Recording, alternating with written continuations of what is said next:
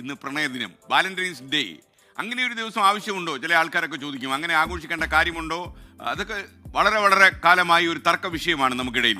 ഒന്നെനിക്കറിയാം, ജീവിത യാത്രയിൽ ആത്മാർത്ഥ പ്രണയത്തിനും പങ്കാളിക്കും വലിയ സ്ഥാനമുണ്ട്. ഇന്നത്തെ സുഭാഷിതത്തിൽ ഞാൻ പങ്കുവയ്ക്കുന്നത് മനോഹരമായൊരു പ്രണയകഥ. ഈ കഥ നടക്കുന്നത് കുറച്ച് പഴയ കാലത്താണ്. ബോക്സിംഗ് ചാമ്പ്യൻ മേരി കോമിന്റെയും ഭർത്താവ് ഓൺലറുടെയും പ്രണയ കഥയാണിത്.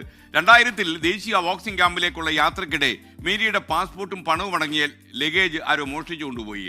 നിർധന കുടുംബത്തിൽ നിന്നുള്ള മേരിക്ക് അത് താങ്ങാൻ കഴിയുമായിരുന്നില്ല, തകർന്നുപോയി. ആത്മഹത്യയെപ്പറ്റി പോലും അവർ ഒരു നിമിഷം ചിന്തിച്ചു എന്നാണ് പിന്നീട് അവർ പറഞ്ഞത്.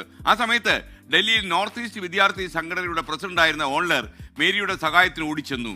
പ്രതിസന്ധി ഘട്ടത്തിൽ ഓൺലർ നൽകിയ സഹായം പിന്നീട് സൗഹൃദമായി, പിന്നീട് അത് പ്രണയമായി വളർന്ന് പന്തലിച്ചു. 4 കൊല്ലത്തെ പ്രണയത്തിന് ശേഷം 2005-ൽ ഇവർ കല്യാണം കഴിച്ചു. പങ്കാളിക്ക് തന്നിലുള്ള അചഞ്ചലമായ വിശ്വാസമാണ് രാജ്യാന്തര അംഗീകാരങ്ങൾ നേടാൻ സഹായിച്ചതെന്ന് മേരി കോം എപ്പോഴും